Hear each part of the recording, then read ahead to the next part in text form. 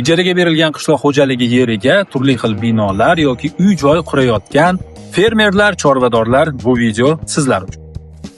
O'zbekiston Respublikasi Prezidentining 2025-yildagi 322-sonli qarori bilan juda katta imkoniyatlar yaratildi, ammo buni noto'g'ri tushunib, noto'g'ri foydalanayotganlar ming afsuski yo'q emas. Ya'ni ushbu qarorda oziq-ovqat mahsulotlarini yetishtirish uchun 49 yilga ijaraga berilgan yerlar hamda umumiy paxta g'allachilik va chorvachilik xo'jaliklarining 10 gektardan kam bo'lmagan yerlarining 1%, lekin 20 sotixdan ko'p bo'lmagan qismida yirik va mayda shoxli qoramollarni saqlash uchun yengil konstruksiyali bino, suv rezervuari va ozuqa saqlash omborxonalarini qurishga ruxsat beriladi deb keltirilgan.